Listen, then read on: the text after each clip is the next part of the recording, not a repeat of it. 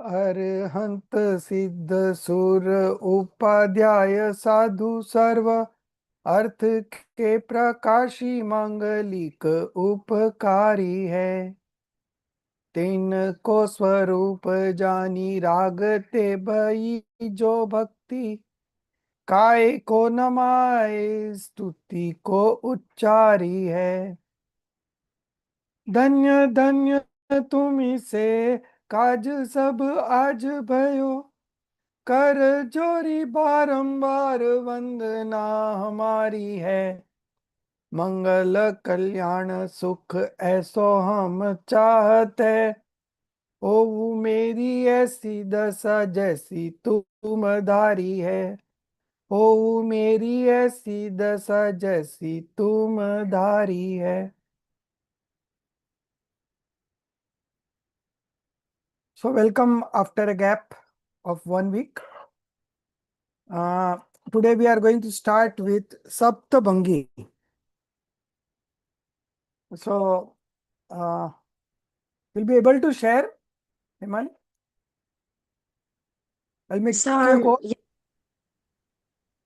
yes, I will be able to share. Okay, let me make you host.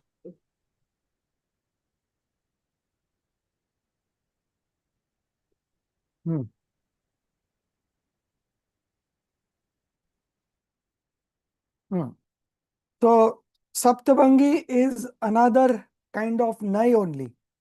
Nai means viewpoint. Okay. Sapt means 7 and Bhangi means one of the meaning is Nai, that is point of view.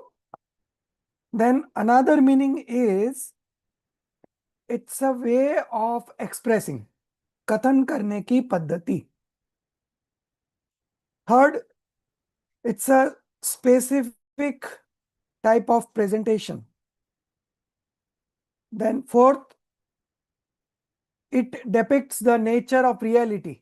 वस्तु के स्वरूप विशेष का प्रतिपादक. Okay, it depicts the specific nature of reality. Then it also means curiosity, jigyasha. Okay, and last meaning, the sixth meaning, that is taken from Panchastikaya, verse number 14. Praman. Praman means valid knowledge and Nai means viewpoint. Either valid knowledge or viewpoint. The statement taken from valid knowledge or viewpoint, with that statement we are explaining the opposite types of properties of a single substance. Okay, so a substance has got infinite properties. Now these infinite attributes, infinite properties, infinite nature and infinite power. Okay, so 4 different words: gun, attributes; shakti, power; then swabhav, nature; and the last one is dharma. Dharma means properties. Okay, so a substance has all these complete together. Okay, where you can all the 4 words you can use it as a synonymous also, but when you go deep into it, it has got slightly different meaning. The word gun, that is attribute, गुण की पर्याय होती है. Attributes have a modification. Okay, so ज्ञान गुण, knowledge attribute. So knowledge attribute has a modification expressed every moment. जानना जानना जानना जानना, to know to know to know to know to know. All the moment we are knowing something. Okay, so the attribute is knowledge and its function is to know. So that is happening incessantly. Okay, so that is called gun, attribute. Attribute has a modification. Now dharma, tat, atat, sat, asat, existence, non-existence. Tat means that, atat means not that. Then we have nitya, eternal, anitya. non-eternal. Then we have ek, anek, one, many. So all these are opposite, seems to be opposite in nature.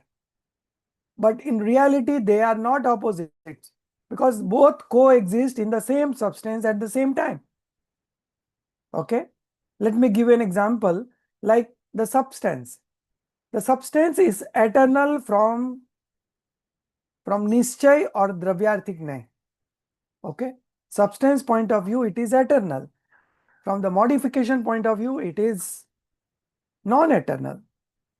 Okay, so nitya, anitya. So paryay apeksha anitya, dravya apeksha nitya.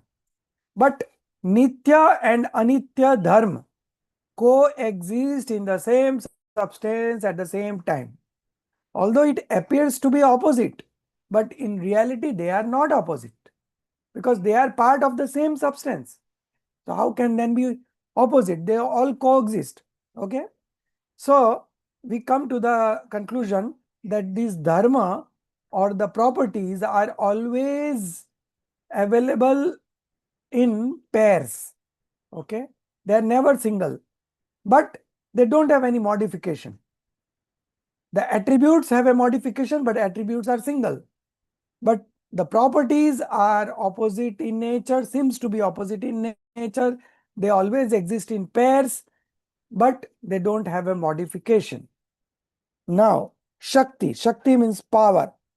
So, Shakti ki vyakti hoti hai. Power is expressed. So, Sarvagnatva Shakti, omniscience, knowledge is a power. It get expressed, fully expressed in the 13th stage. Before that, there is not a part of omniscience that is being expressed. Okay. So, Shakti is power. Shakti ki vyakti hoti hai. Then we come to the Swabhav. Swabhav means nature. So we have 6 kind of Shaktis like Karta, Karm, Karan, Sampradhan, Apadan, Adhikaran. All these are nature, Swabhav. What is the speciality about Swabhav or the nature? That स्वभाव का कभी अभाव नहीं होता. Okay, the nature never becomes extinct. Okay, it is always present. स्वभाव का कभी अभाव नहीं होता है. Then this nature is independent, स्वाधीन. It's not dependent on anything. निरपेक्ष है. Okay, so there are some attributes of this nature called nature. It's called swabhav. So one Shakti is name is Tyag Upadan Shakti. Although we call it Shakti, but it is a swabhav. So every substance has a nature by which they cannot renounce anything. त्याग नहीं हो सकता है और कुछ ग्रहण नहीं हो सकता है. Neither they adopt something in them nor they renounce anything from them. Okay, so every substance has this tyag upadan shunyatva shakti. They are devoid of addition or subtraction. Okay, so this is a nature. So every substance have got these 4 types of attributes or power or nature or properties. Now we are today going to discuss only properties, dharma, because Saptabangi is applicable only in dharma and not in gun. Okay, not in shakti, not in power, nowhere. It only applies to dharma. Why? Because dharma are always available in pair, out of which one pair is positive and another pair is negative. Okay, asti nasti, like that.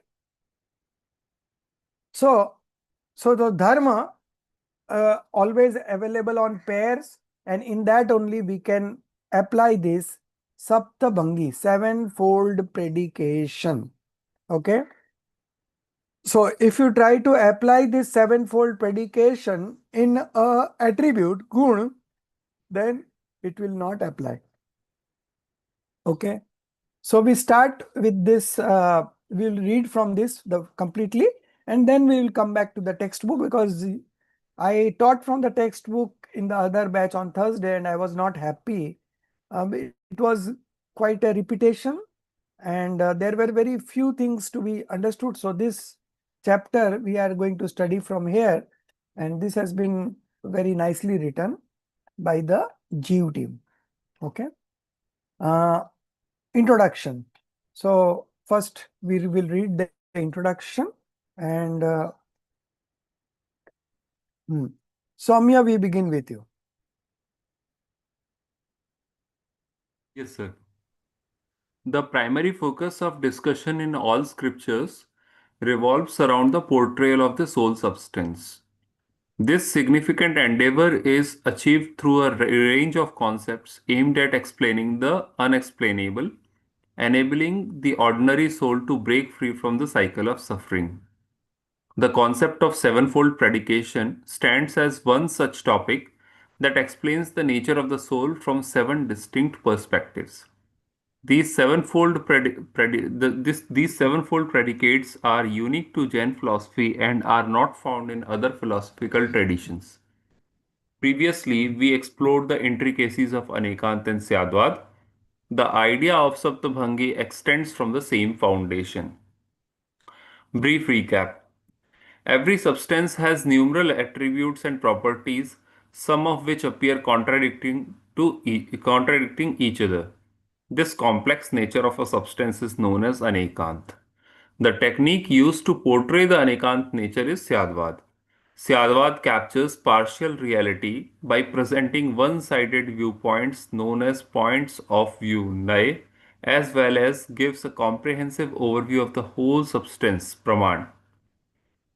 Each viewpoint captures a facet of the substance in question. Now, Saptabhangi combines seven such viewpoints which are employed when trying to comprehend a substance through its seemingly conflicting properties. Paraspar Virodhi Dharm Yugal. It's a logical approach within Syadvad that helps understand a substance through seven distinct perspectives. Right. As we attempt to express something about a substance, a fundamental question arises. Is it possible to express anything about the substance? In numerous instances within scriptures, it's emphasized that the soul transcends verbal description and can only be grasped through experiential wisdom of self realization, Atmanubhuti. If describing the substance is utterly implausible, what purpose does this mental exercise serve? However, the essence of the substance is arguably expressible and arguably inexpressible. Kathanchit vyaktavya, kathanchit avyaktavya. If it can be expressed, what can be conveyed regarding the substance existence? To what extent can we elaborate? And what facets of the substance remain beyond expression? The sevenfold predication approach aims to respond to these inquiries by employing seven viewpoints. It utilizes affirmative and negative statements, vidhi nishedh, to present a multidimensional perspective. एक minute. When attempting to comprehend the substance from viewpoint of its existence and non-existence, based on what can be expressed, we encounter three scenarios. First, the assertion of existence is possible. Second, the assertion of non-existence is possible. Third, both the assertion of existence and non-existence can alternate. Conversely, when we declare that the substance is inexpressible, we encounter four scenarios. First, simultaneously asserting both existence and non-existence is impossible. Second, while existence can be stated, conveying the entirety of the substance remains unattainable at the same time. Third, while non-existence can be stated, expressing the complete substance remains impossible at the same time. Fourth, both the assertion of existence and non-existence can alternate, but fully expressing the substance remains beyond reach at the same time. Stop. So we see why this sevenfold predication, because the curiosity or the questions are of 7 types. Why the questions are of 7 types? Because the doubts are of 7 types. Why the doubts are of 7 types? Because there are only 7 facets of a substance which we need to express. So the first argument is whether we can say anything about the substance, because at places in Jinwani it has been mentioned that this substance is beyond expression. It is only to be experienced. Okay. So we have statements like that. So whether it is expressible or inexpressible, that is the question. Okay. So the existence of a substance is expressible also and non-expressible also. Expressible to some extent and non-expressible to some extent. So what is that we can express and what is that we cannot express? Okay. So combining these two, we have 7 predication, 3 regarding what could be said and 4 regarding what could not be said. Okay. The whole substance is the praman. Okay. Praman is means valid knowledge, and out of that valid knowledge we highlight one part of it. Okay. The technique used to portray this one part of the whole substance, okay, while giving a comprehensive overview of the whole substance. Okay. So that viewpoint is the bhang or the bhangi, and there are 7 kinds of viewpoints to express the same substance. Okay.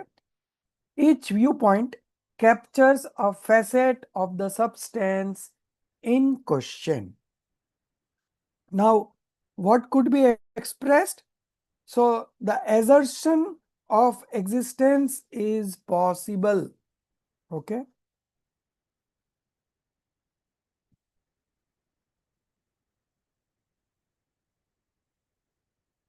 So what could be expressed? We have 3 scenarios. First one is the assertion of existence is possible. The second one, the assertion of non-existence, okay, is possible. Then third is both the assertion of existence and non-existence can alternate.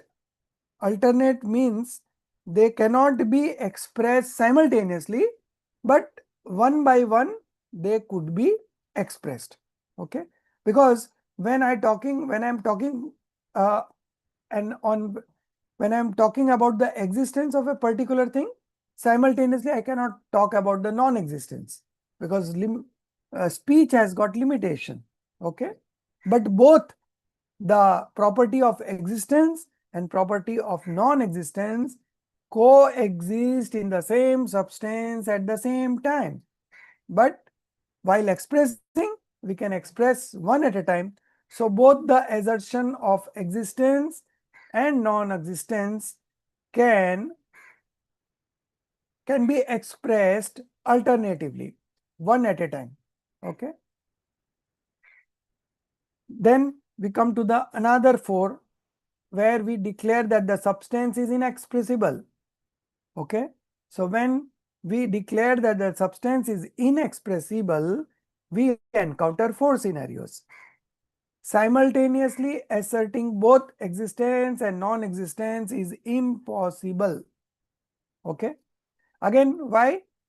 Because both the things cannot be expressed at the same time, because speech has got limitation. So simultaneously asserting both existence and non-existence is impossible. Second point, while existence can be stated, conveying the entirety of the substance remains unattainable at the same time. So we are talking about the existence, but the substance carries infinite properties. So all the other properties at that point of time are not, we are not able to express. Okay. So conveying the entirety of the substance remains unattainable at the same time. Similarly, non-existence can be stated. Expressing the complete substance remains impossible at the same time. Now the last point. Both the assertion of existence and non-existence can alternate, but fully expressing the substance remains beyond reach at the time. Okay, both the assertion of existence and non-existence can alternate. Okay, we cannot simultaneously talk about uh, existence and non-existence, but fully expressing the substance remains beyond the reach at the same time. So these are the 7 predications which are applicable to any substance. So to know the complete nature of the substance, we apply these 7 predications, and by applying this predication, we can understand the nature of that particular substance. Okay.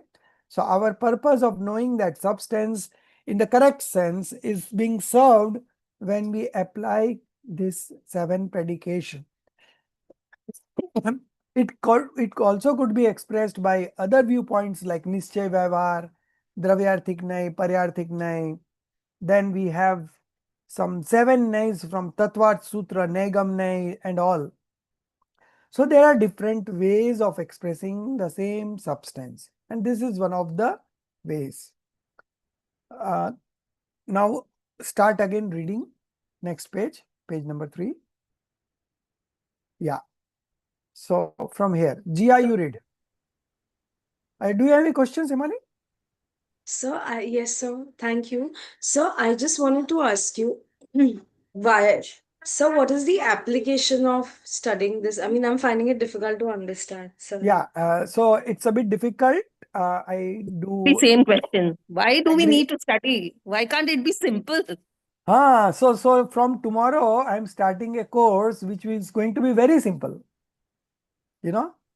Now, what has happened, different acharyas at different times have written different kind of scriptures, depending on their mood swings, depending on their, what they want to express at different times. So different scriptures from different perspectives have been written. Now, what is available with us is now the scriptures only. So this scripture written from a particular point of view for a particular kind of persons, that has been expressed. Now we are studying everything, okay? So it may appear that this is not required. Why so much of confusion? That happens, But when you go deep into it, then you will understand that, oh, certain acharyas had this vikalp in his mind, so he expressed in such manner. Now, these all things have been done very independently. Okay. So there is no such an academy that first you read these, then you read these, then you read that. Everyone, we have 4 expositions. Somebody reads Pratman Yog, somebody reads Dravyan Yog. So different people having access to different kinds of scriptures, having different kinds of capability, having different kinds of interest. Okay. So they all read. So everything is available. The whole um, the whole lot of scriptures, Dvat Sang, contains many information. Now, we have got limited time in this life, right? And we will not be able to read the whole Dvat Sang. So what is recommended is you read the purposeful things and initiate your happiness. Okay. So with that thing in mind, in fact, in Hindi, it is still possible to explain all this, but in English, like you cannot make a difference between a properties and an attribute. But in Hindi, they have made a difference. Gun is with paryay and dharma is in pair. Okay. So now what we are having, this is a translation of those, So in Hindi, it may appear very justified to explain in that manner, but in English, it may not appear. So there is a problem in expressing also. Okay. So whatever the omniscience had seen in his knowledge, out of this, one part of the infinite, only one part, one part. Supposing there is 1000 units, out of that only one unit is expressed through his sermons. Now, whatever Gandhar understood from those sermons and what he understood, he again could express it only 1% of that. Now, what 1% of what he expressed, the acharyas picked up from that. And then they passed on to other acharyas, and in that lineage, these scriptures have been written. So what is written in the scriptures is very little. But when you apply this and experience the substance, then you are able to know the whole Dvatsang. Okay. So we may not be able to read the whole scriptures, but of one, even we understand one concept and apply it and experience the self, then we have understood everything.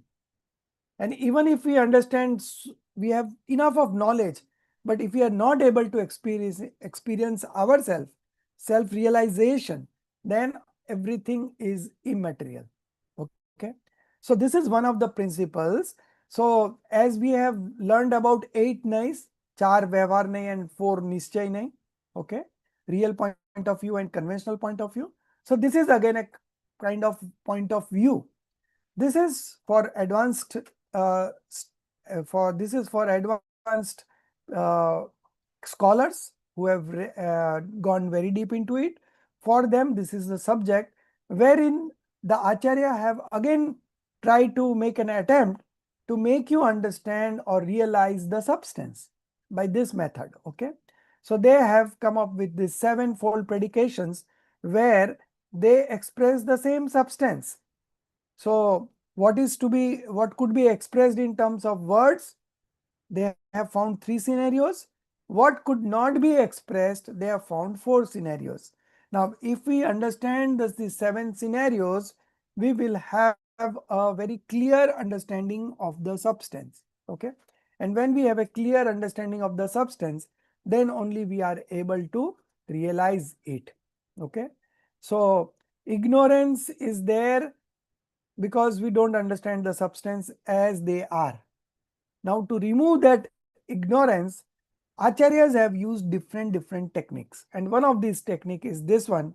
So although in terms of terminology it could be seeming be difficult, but from the point of view of realization, if you see that as a substance has got infinite properties, okay, so there is no harm in expressing in one manner or the other manner. After all, we are explaining the substance only, okay, through its properties, through its attributes. So this is in that manner, it's like that. So uh, um, let's complete this chapter, and then again we will come back if you have any questions. But I have already put in the perspective that we should, why we should read it and from what perspective we should read it. We should read it to understand the nature of substance. So our soul is also a substance. So we want to understand our soul, and to understand our soul, this is one of the way of understanding it. Okay, one of the ways, not so we have different ways. So that's why in our syllabus we have incorporated 12 chapters. Each chapter will help you to know the substance, to know the self. Okay, so as we go ahead in understanding these concepts one by one, you will realize that the end destination is one in all the chapters. Okay, in all the chapters we will try to remove the delusion, the wrong belief about the substance, and in every chapter we will provide the solution that what needs to be done at this point of time to understand the substance. Okay. So for me, all the 12 chapters are same. But having said that, each chapter will present a different perspective to understand the substance. In that lineage only, this is also one of the ways of expressing the substance and understanding the infiniteness of the substance. A substance having infinite properties. Now, infinite cannot be expressed through speech because it is infinite, there is no end, right? So, acharyas have tried to express it, few of them in certain manner. So, this is one of the manner. So, let's continue, and maybe with repetitions you will be able to understand this principle also. So, the psychology behind this concept is that there are 7 kinds of doubts that can come to a mind to a seeker who is trying to understand the substance, nature of substance. Now, to solve that 7 doubts, there are these 7 predications. Okay. So each predication clears one kind of doubt. Okay. So in this manner, we arrive at 3 perspectives concerning the expressibility of the substance. So you see, our end focus would be to know the substance. So there are 3 perspectives concerning the expressibility of the substance. What could be said about the substance? And 4 perspectives concerning its inexpressibility. What could not be said? Culminating in the 7-fold predicates. Okay. One might question why we limit ourselves to precisely 7 viewpoints. After all, a substance boasts infinite attributes and properties. So one might expect an infinite number of viewpoints, correct? The answer lies in considering the substance from the standpoint of one mutually opposite pair of properties, that is dharma. Okay. So this 7-fold predication only applies in a pair of properties, mutually, from the standpoint of one mutually opposing pair of properties. Okay. So the properties are not opposite, but it seems to be that it is mutually opposite pair of properties, from which only 7 possibilities can arise. So when there are 2 perspectives to a substance where one is a positive and the other is a negative, by combining these 2 we can have 7 options. Okay. Permutation and combination, we have 7 options. So these 7 options are 7-fold predications. So if we understand the 7 viewpoints from which the substance is being explained, we will able to know the substance in wholly. The correct picture of the substance will evolve in our knowledge. Okay. Okay. After all, a substance boasts infinite attributes and properties. So one might expect an infinite number of viewpoints. The answer lies in considering the substance from the standpoint of one mutually opposite pair of properties, from which only 7 possibilities can arise. How is this possible? It's because there exist only 7 distinct types of inquiries regarding the substance from this particular perspective. Okay. So there could only be 7 types of inquiries. Why just 7 inquiries? Because the substance is inherently possesses 7 properties. Okay. Dharma, that gives rise to only 7 types of queries. Okay. There is no room for an 8th question, which is why in relation to one pair, only 7 viewpoints are feasible. Okay. Only 7 viewpoints are feasible. Considering the substance, countless such mutually contradictory property pairs, there can indeed be an infinite number of such 7-fold predicates. Saptabangi, there could be infinite 7 predicates because there are infinite pair of properties. So one pair of property will have 7 predicates. So infinite pair of properties will have infinite predicates that apply to each pair. But when we consider one pair, then there are only 7 predicates. Okay, but not an infinite number of predicates themselves. So one pair of properties will have 7 predicates and not more than that. Okay, but there are many pairs, opposite pairs of properties in a substance. So there could be many saptabangis, but regarding one pair, there will only be 7 predicates. Now we are going to see the existence of the soul or the nature of the soul from using its 2 key properties. Okay, soul from the 7 viewpoints. So start reading, Hemali. So Jia was So, reading. Jia, you are there? Yes, sir, she's there. Yeah. You only read. Yeah. Soul from the 7 viewpoints. In this discussion, we're exploring the nature of soul using 2 key properties: existence, asti, and non existence, nasti, with the help of 7 distinct viewpoints. First, the first viewpoint suggests that we can argue that the soul exists. Earlier, we learned that the soul's existence can be understood in 4 aspects: what it is made of, substance, dravya; where it exists, area, kshetra; when it exists, time, kal; and why it exists, properties, bhav. To make this clearer, think of an arrow about to be shot. The arrow's material is its substance, the space between the bow and string is its area. Being ready to be shot in its time, time here represents the current state, and pointing towards the target is its property. We use this perspective in practical situations too. For example, when you get an invitation to an event, you naturally ask questions like: what's the event? Where is it happening? When is it? And why is it taking place? Without answering to these questions, you might doubt the event's existence. So, the first viewpoint establishes that the soul exists, and it exists in these 4 dimensions: substance, area, time, and properties. Dravya, Kshetra, Kal, and Bhav. Hmm.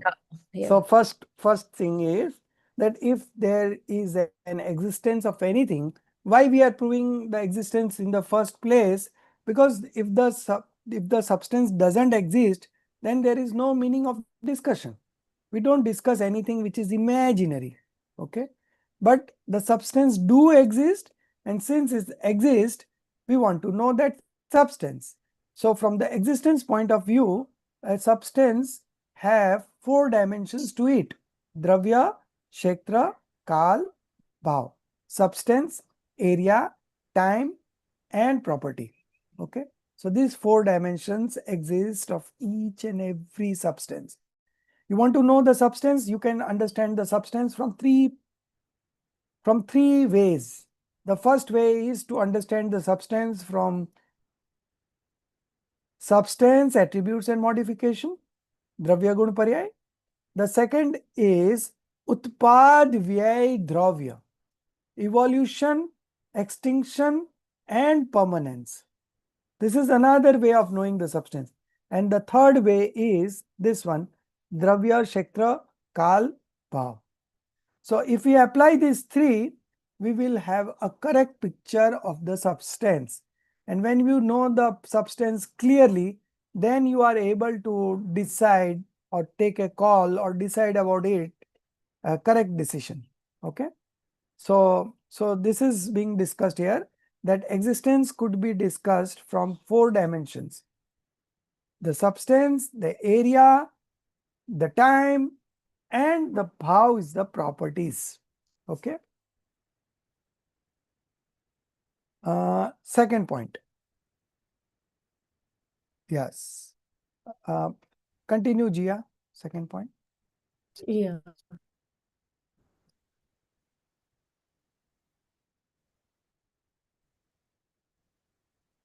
Now let's move to the second point, which suggests that we can also argue that the soul doesn't exist.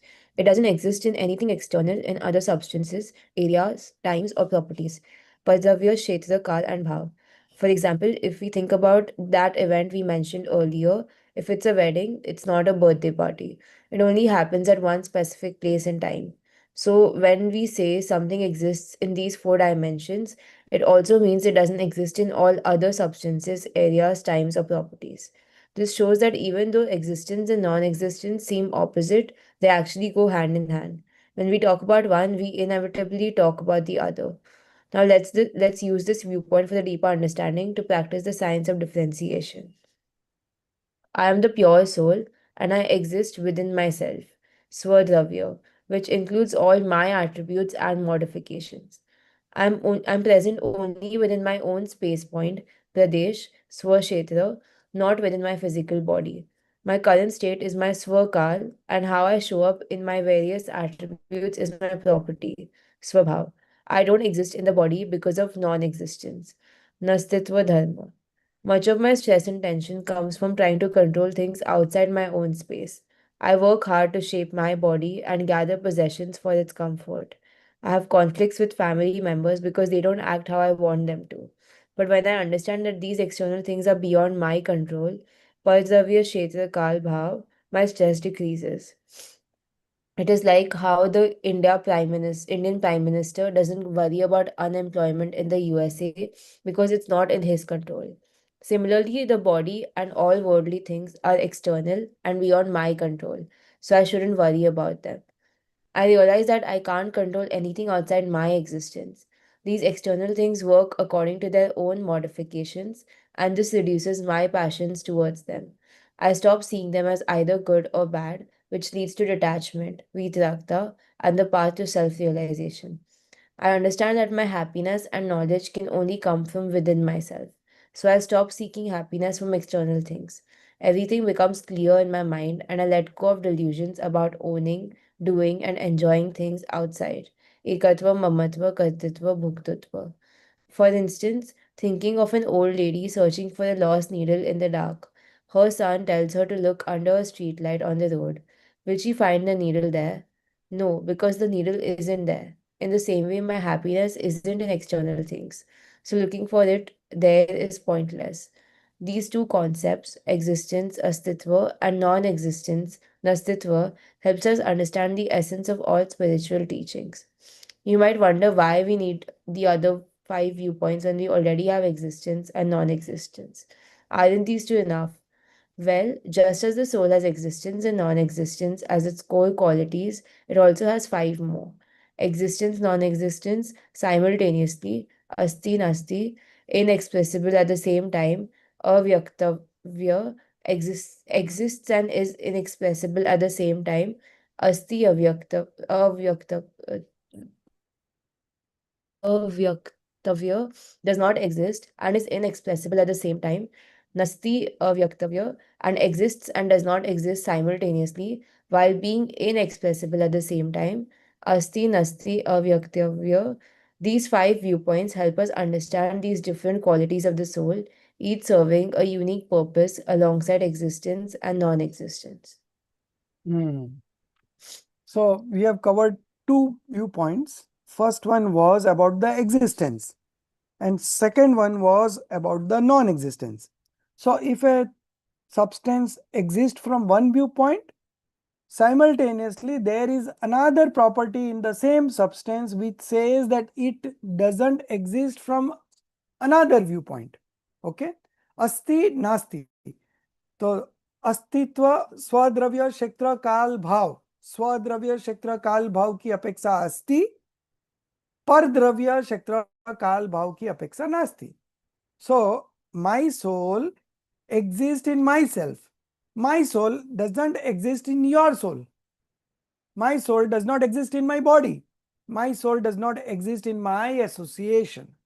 So when you talk about the positive, simultaneously there is also a negative aspect attached to it. Negative aspect also asserts the positive part only.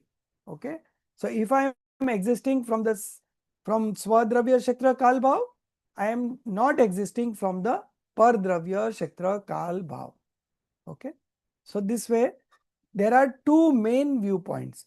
Now, combining these two, we have got another 5 viewpoints that we are going to discuss one by one. So now we will discuss the third one. Yes, this one.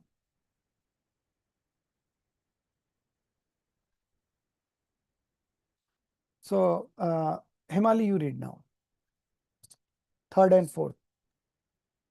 Let us dive into these viewpoints. The third viewpoint suggests that the soul exists within its four dimensions and does not exist outside them at the same time. This means both existence and non existence properties coexist in the soul from two different perspectives simultaneously. And when we can't talk about them simultaneously, we can express them one after the other. In the soul, there's a special quality that lets these opposite qualities exist together, known as Asti Nasti Dharma. An example is that a mother is also a daughter. The two properties coexist without contradiction at the same time in the same person from their own respective perspectives, and that is Asti Nasti Dharma. The fourth viewpoint states that while the soul exists within its dimensions and does not exist outside them at the same time, this multifaceted nature can't be described at once in words. Hence, it is impossible, Inexpressible. inexpressible, avyaktatva, Avaktavya. avyaktavya. We covered everything describable in the first three viewpoints. Beyond that, words fall short. For instance, think of describing an apple, red, yellow, sweet, sour, etc. But you can't fully express it using only words. So we say, go taste an apple. That's avyaktatva, and the soul has this Avyaktavya. avyaktavya. And the soul has this inexpressible quality. So should I read ahead? Yeah, 5, 6 also you read. 5, 6, Okay. 7. The fifth viewpoint tells us that the soul exists. But even while discussing existence, we can't fully describe it. It's a limitation. Words can't capture the entirety. The viewpoint acknowledges this limitation. This viewpoint acknowledges this limitation. So this viewpoint is Asti Avaktavya. The sixth viewpoint reveals that the soul doesn't exist in external dimensions. Par Chatushtai, or the soul's existence, is void of all the non-souls. While talking about its non existence outside these dimensions, we still can't entirely describe the soul.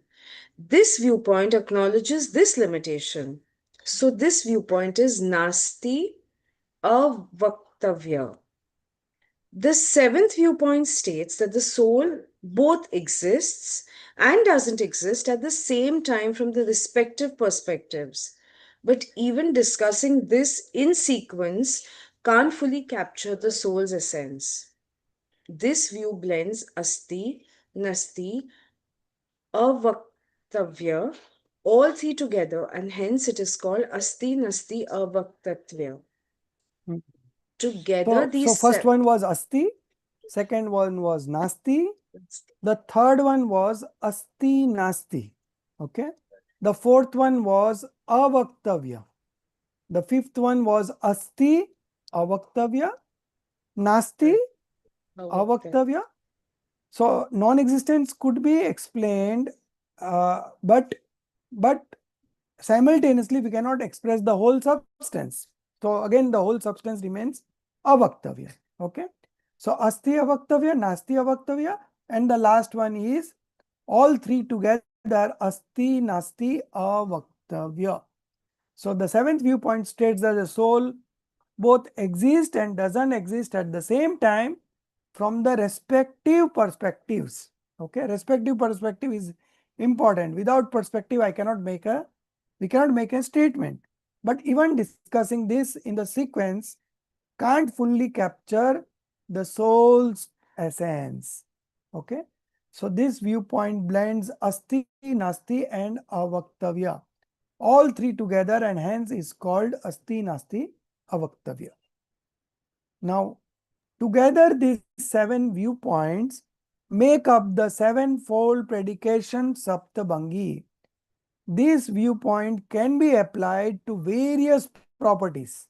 One thing is very certain, we have to apply it to properties where the properties are in pairs and each pair has one positive aspect, another negative aspect. Then only we can apply this sevenfold predication. Like permanence, impermanence, nitya, anitya, tat, atat, separate, not separate, binna, abhinna, one, many, ek, anek. Okay. So tat, atat in English would be, tat means that, atat means not that. If you want to add, you can add up. Okay. And more. They help us explore the different facets of the soul nature. So my question, what you will do by exploring the different facets of the soul's nature? Hemali, what you will do by exploring, by knowing the different facets of the soul's nature? What is your purpose? Hmm. No answer? So, so by knowing the soul, Hmm. we Soumya, what you would say?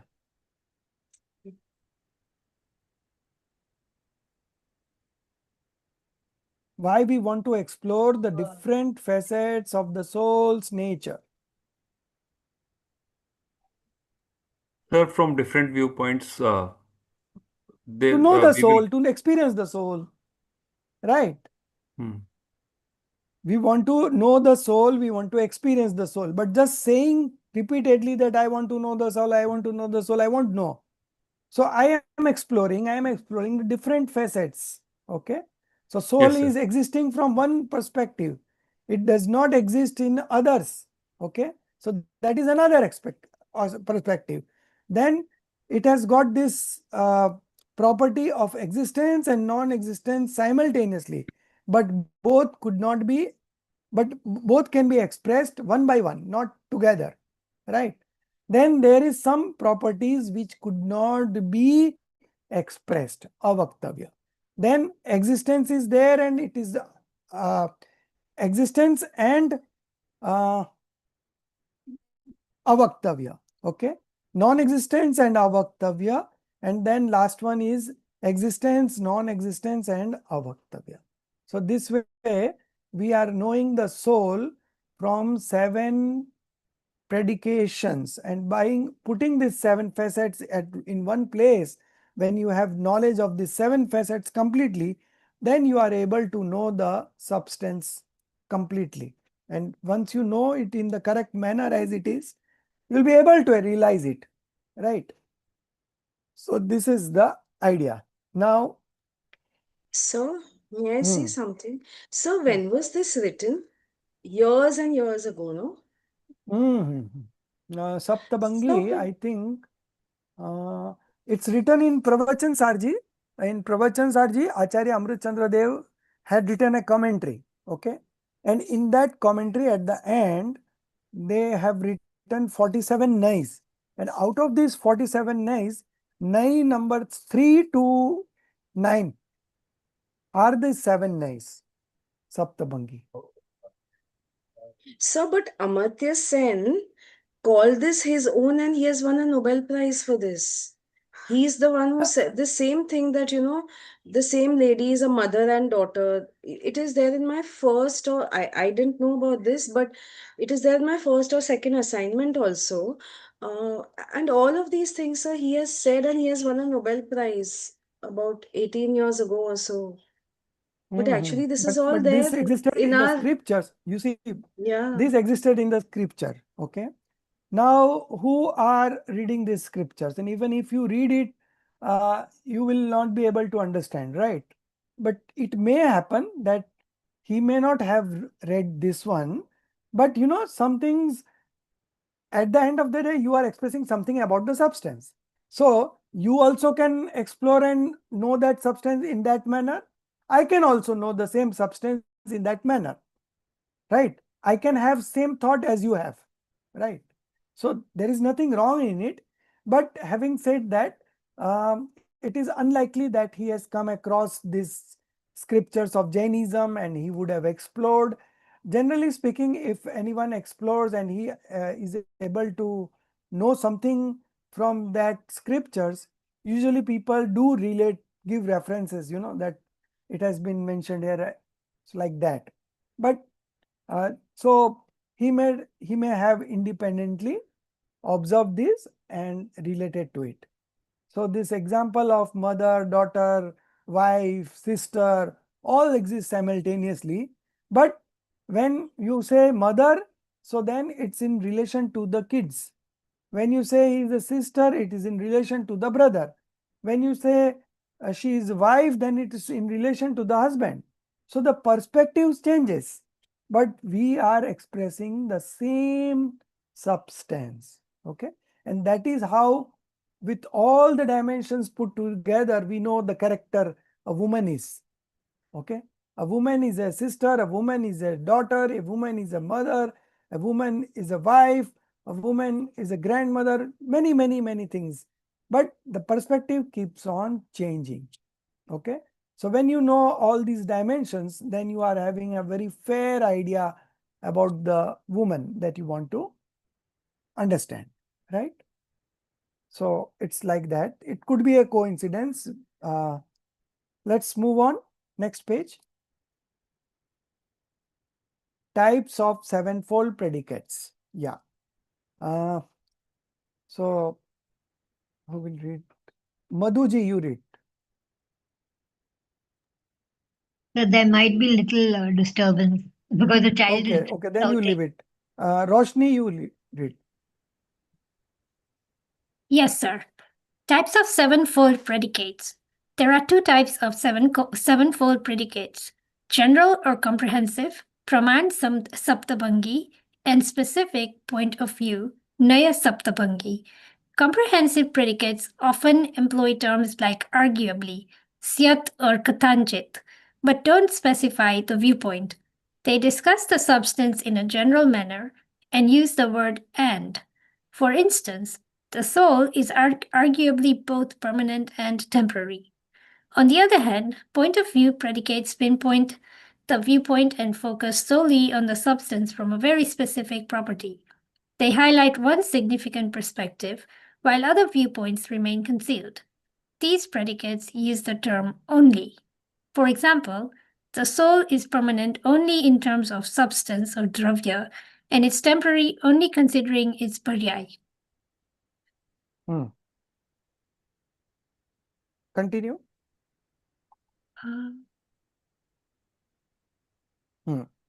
Examples of comprehensive and point of view based sevenfold predicates. Number one, comprehensive, praman saptabhangi. Arguably, the soul is permanent. And point of view, naya saptabhangi.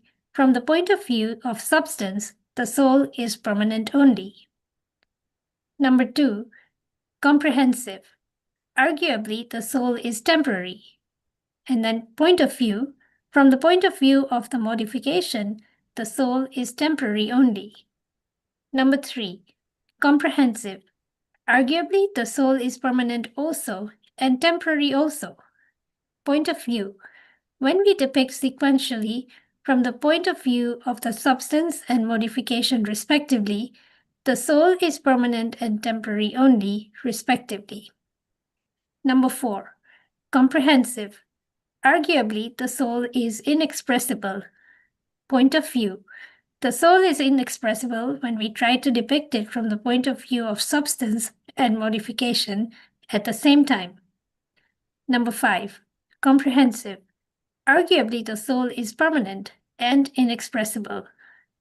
Point of view. From the point of view of substance, soul is permanent only, and at the same time, while trying to express simultaneously from the point of view of substance and modification, the soul is inexpressible only. Number 6. 1 second. Something's happened to my page. Arguably, the soul is temporary and inexpressible. Point of view. From the point of view of modification, the soul is temporary only, and at the same time, while trying to express simultaneously from the point of view of substance and modification, the soul is inexpressible only. Number 7. Comprehensive.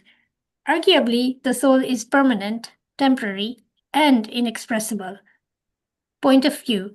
From the point of view of substance, soul is permanent only, while from the point of view of modification, soul is temporary only and can be sequentially expressed, but at the same time, from the point of view of substance and modification, simultaneously, the soul is inexpressible only.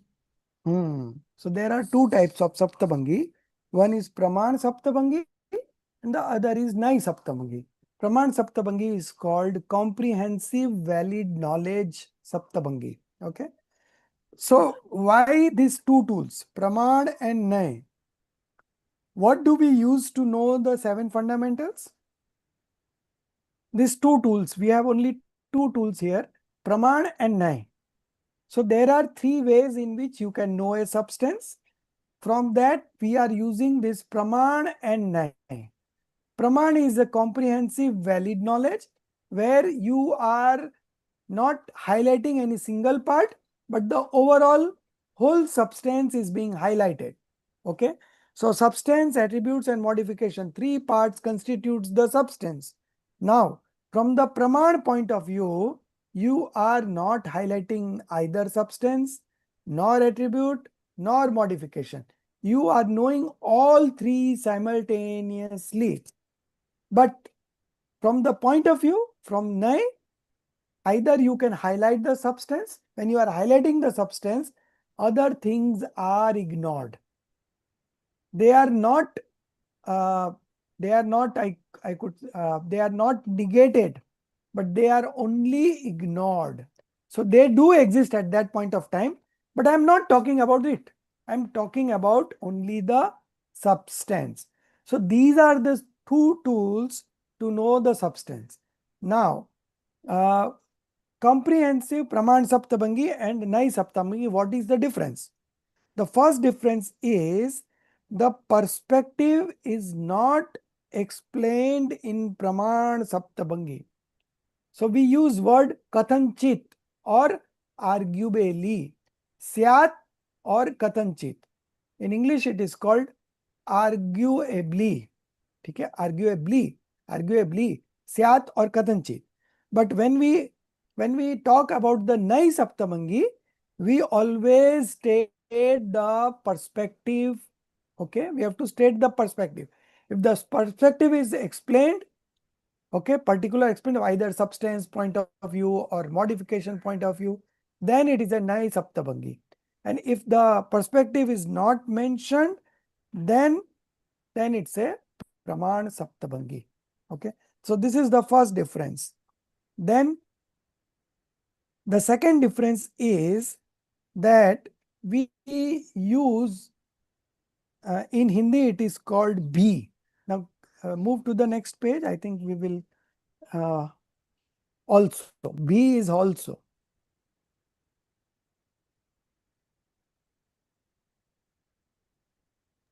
So this page. B is also, no, Soumya? B and he. We use 2 words in Hindi. B and he. Okay. I think it is not mentioned here in this article, but in the other book we will see to it. So B means also. Okay.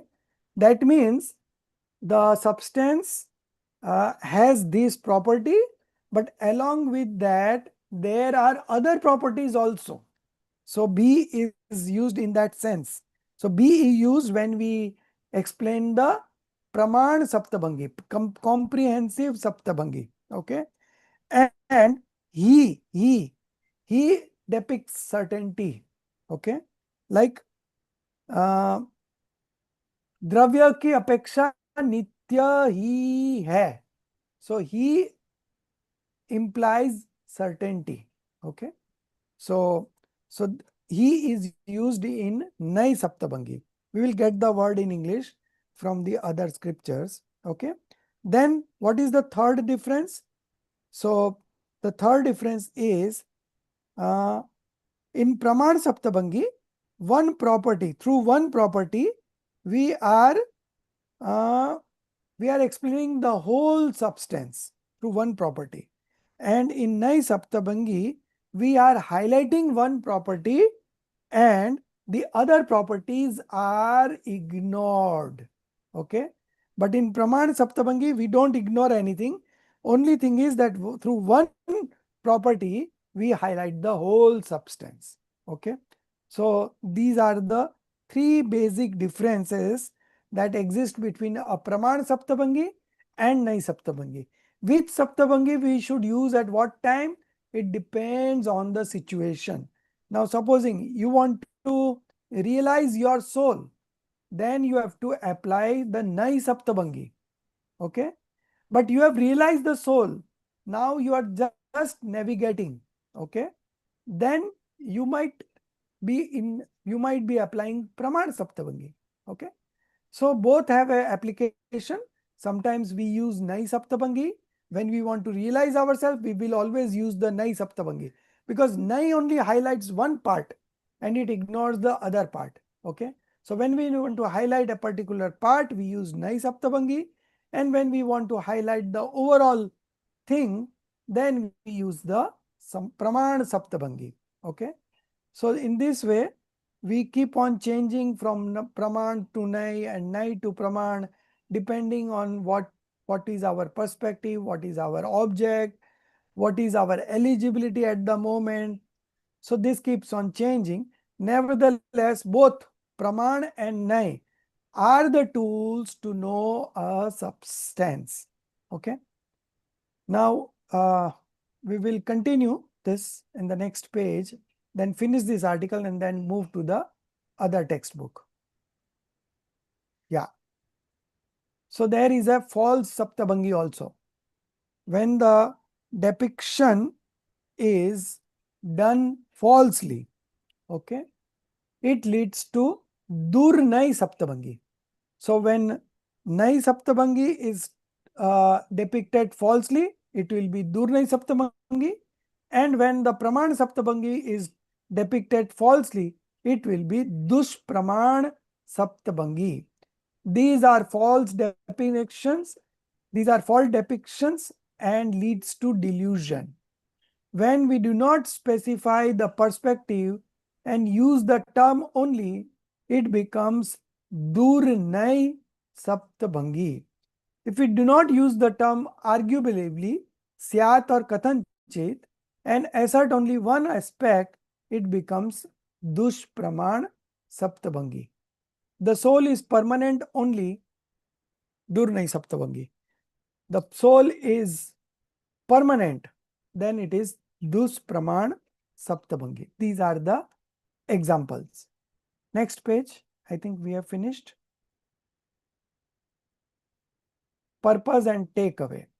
Okay. So let's read the purpose and takeaway once, and then we will move to the main scripture. Pratibhaji, you read. Purpose and takeaway. The purpose of exploring the soul from various perspectives is to gain a comprehensive understanding of our true self, which is multidimensional entity. To achieve right belief, it's crucial to grasp the genuine essence of soul. Relying solely on one-sided viewpoints won't provide a complete understanding of the soul. Therefore, by clarifying the approach, styles, and methods, spiritual leaders have endeavored to capture the true nature of the soul. They have acknowledged that it's still impossible to fully express it in words. However, by delving into what has been conveyed, we must attempt to experience what words cannot convey. They have elucidated that the soul is a bundle of countless attributes such as knowledge, perception, and bliss, astitva. They have also emphasized its non physical nature, aras, arupi, asparshi, nastitva.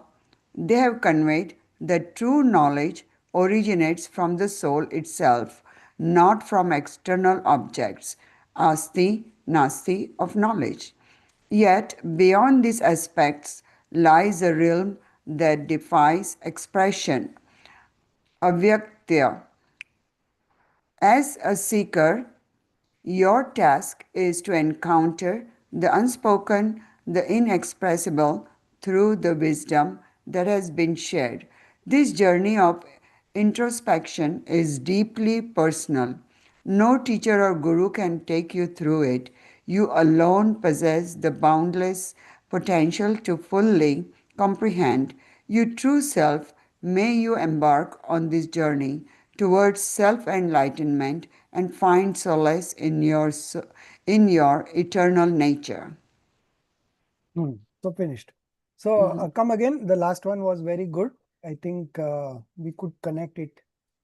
The purpose of exploring the soul from various perspectives is to gain a comprehensive understanding of our true self. So as I said, this is another way of knowing the soul, which is a multi-dimensional entity. Since it is a multi-dimensional entity, we also have to use languages in such a manner to understand the essence of that multi-dimensional entity fully. Okay. So how you could how you could express a multi-dimensional entity. Okay. So for that, you have to use these two tools: comprehensive valid knowledge, praman, and the perspectives, that is nine. So sevenfold predications is nothing but seven dimensions used to know the same substance. Now, to achieve right belief, it is crucial to grasp the genuine essence of the soul. Okay. So unless your understanding about the soul becomes right, you will not be able to experience it. Okay. So our all endeavor to understand this Jinvani is to know the soul as it exists and not in any other way, because knowing it in any other way is delusion.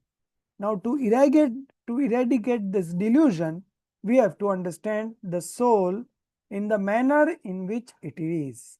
Okay. So we have to grasp the genuine essence of the soul. Relying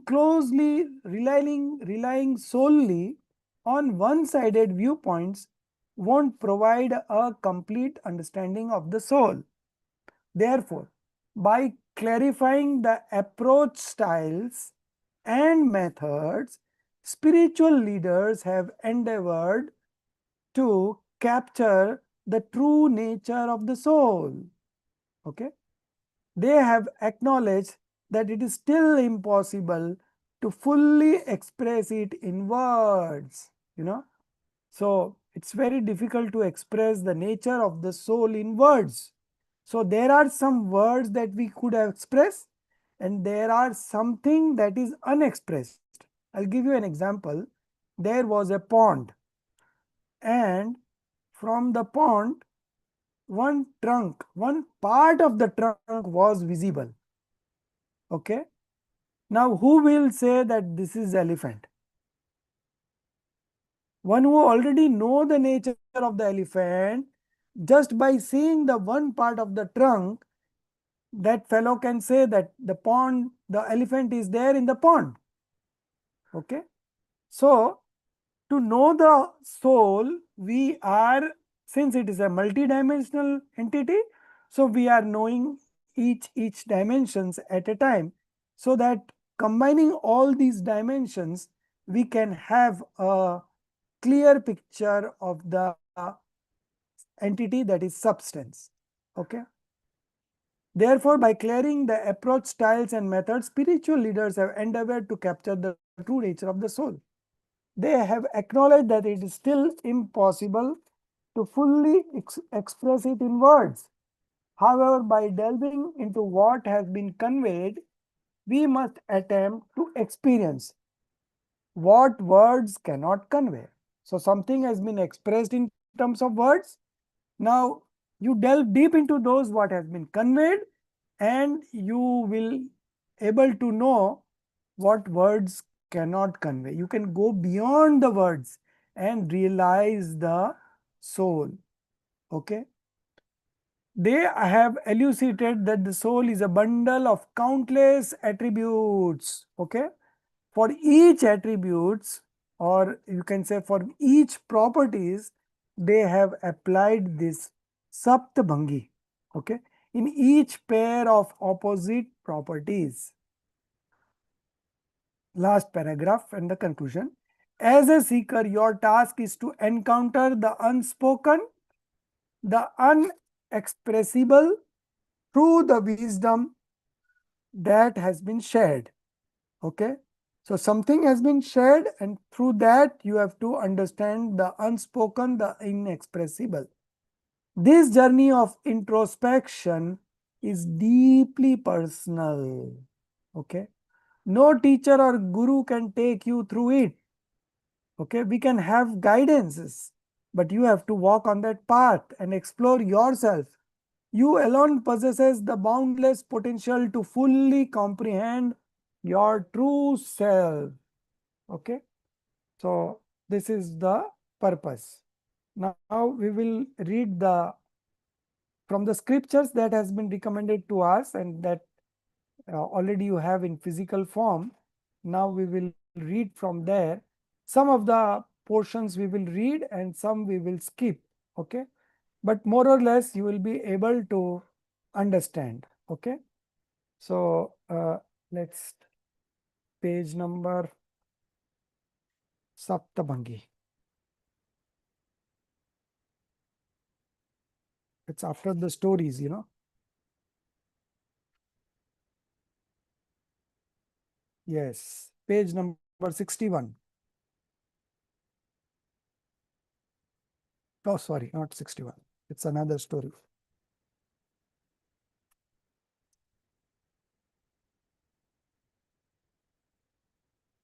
What happened?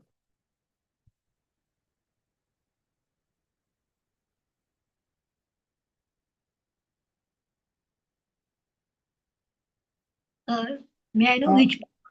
1 minute, I'm just giving you the page number. Anekant Syadvad is page 16. So before that is this one. So yeah, page number 1. Okay. So in between it is page number 1. So say maybe around 45 page number, 45, 46. You can check. Which book, sir? I have couriered you, no? No, So, I don't. Which one? The last one, is it? Okay, I'll just check. last one. I'll just check. Sir. Hmm. I'll just. So sevenfold predications now. This we are going to do next week, Anikant Syadwad.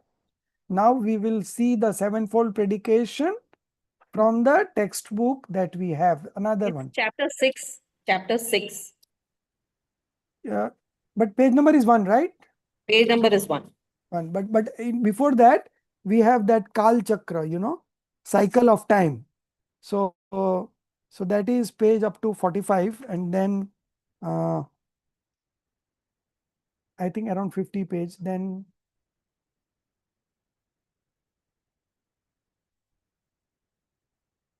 I don't know. So in my this it appears after the Kal Chakra finishes. Okay. Param Bhav Prakashak Nai Chakra is the book, and in that page number 1. Hemali, you are not sharing the correct one.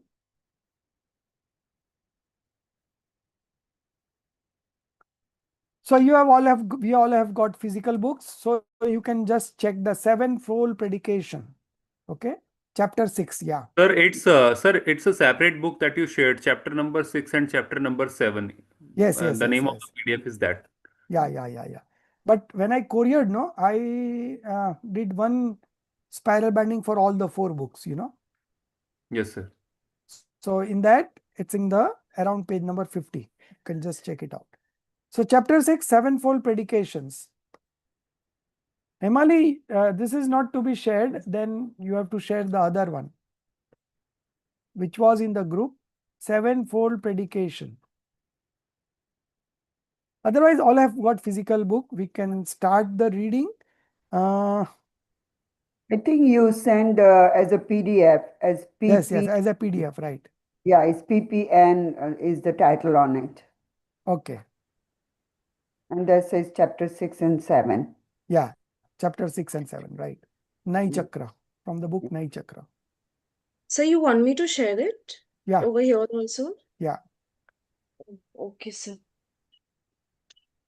If you're not sharing, then no problem. You can just close this one. That's all. Okay, does anybody require me to share it? Then I'll share it. Otherwise, I'll turn off sharing. You have the PDF with you? Yes, sir, you had sent it, no? So you can share then. Okay. So start reading Maltiji, chapter 6. Yes, sir. After the detailed discussion on various kinds of diverse viewpoints, perspectives, that is NAES, it is now appropriate to take up the topic of sevenfold predication, Saptabhangi, because reference to it have already come up at various points as relevant to the context. Although in the section of the 47 viewpoints, the discussion on the sevenfold predication, such as the viewpoint of existence, Astitva Bhav, Astitva Nay, the viewpoint of non-existence, Nastitva, etc., have already been covered. Even so, it is absolutely essential to now provide general information about the sevenfold predication in this context. The sevenfold predication is of 2 types: the sevenfold predication of valid knowledge, Praman Saptabhangi, and the sevenfold predication of viewpoint, Naya Saptabhangi. A discussion of viewpoints would remain incomplete without a treatment of the sevenfold predication of viewpoints. Therefore, a concise analysis of the sevenfold predication is necessary in this chapter.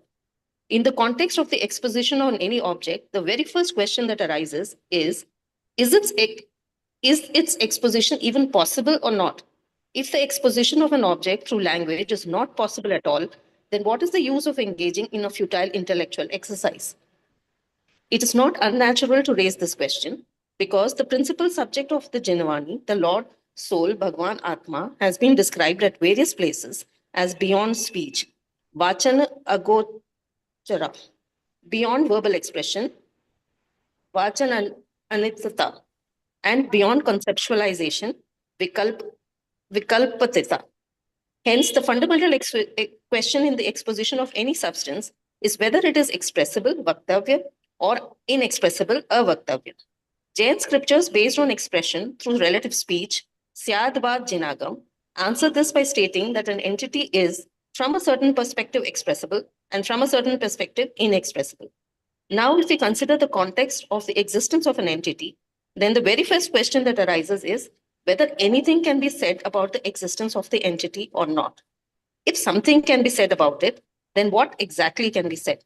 And if nothing can be said, then what is it that cannot be said? Clarifying all of this is extremely necessary. In the context of what can be said, 3 positions emerge. First, existence can be stated. Second, non-existence can be stated. And third, both existence and non-existence can be stated successively. In the context of what cannot be said, 4 positions emerge. First, nothing at all can be said. 2, existence cannot be stated. 3, non-existence cannot be stated. And 4, both existence and non-existence cannot be stated simultaneously. In this way, three predications, bhangas, pertain to what can be stated and 4 to what cannot be stated. Thus, there are a total of 7 predications related to existence and non-existence, which we express using the term from a certain perspective, kathachit or conditionally, as follows. So From a there certain we use the word arguably. Here they are using the word conditionally. conditionally. Yeah, same. So for a from a certain perspective, किसी अपेक्षा से, okay. So when we don't specify the perspective, it is always a praman saptabhangi. When we say from a certain perspective, that means it is a praman saptabhangi. Okay. Right. Now go on. From a certain perspective, the pot exists. From a certain perspective, the pot does not exist. From a certain perspective, the pot exists, and from a certain viewpoint, it does not exist. Fourth, from a certain perspective, the pot is inexpressible. Fifth, from a certain perspective, the pot exists and is inexpressible. Sixth, from a certain perspective, the pot does not exist and is inexpressible. Seventh, from a certain perspective, the pot exists. From a certain perspective, it does not exist. And from certain perspective, it is inexpressible. In the same way, with reference to one,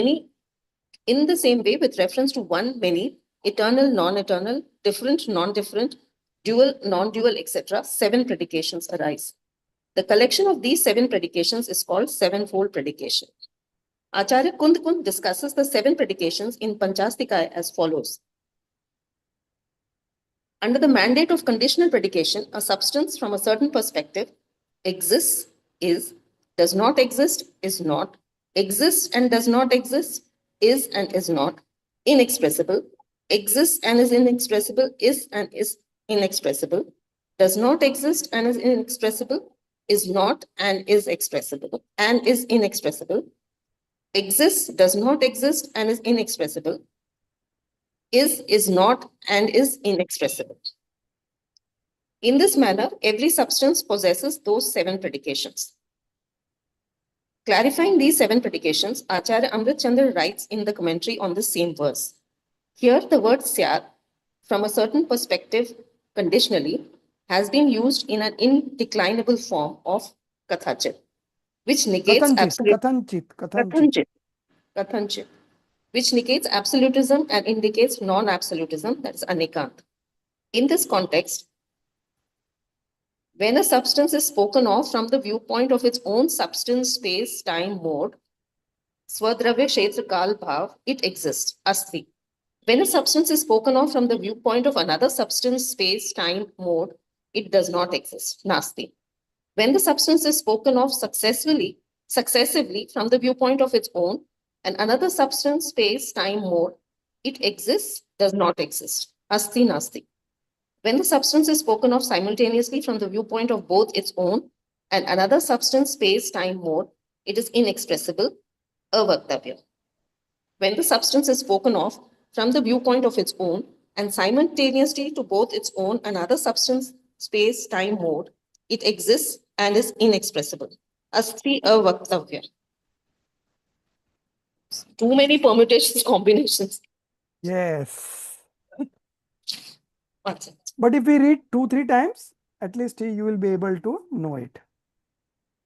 When the substance is spoken of from the viewpoint of another substance, space, time, mode, it does not exist and is inexpressible.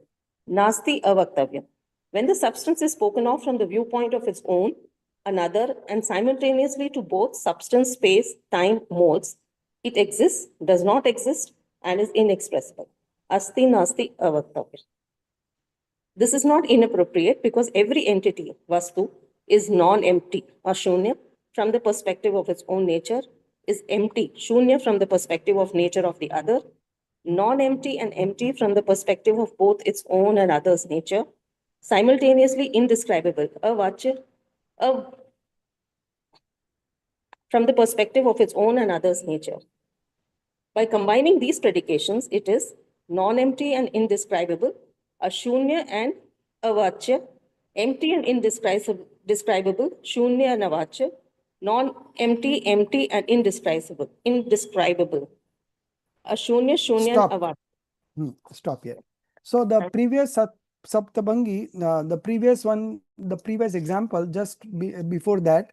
Now let's consider the last one. Okay, non-empty from the perspective of its own nature. Okay. Now you tell me whether this is a Praman Saptabangi or Nai Saptabangi.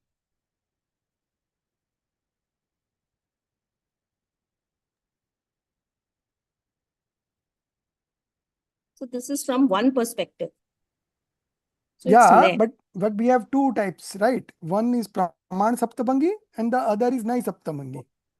So this should be ne saptabhangi. Nice. Yes, correct. This is Nai Saptabhangi because the perspective has been mentioned here from the perspective of its own nature. Okay. Now, previous to that example, what it is, Praman Saptabhangi or Nai Saptabhangi, this one, when a substance is spoken from the viewpoint of its own substance, space, time, mode, Dravya, Shakra, Kal, Bhav, it exists.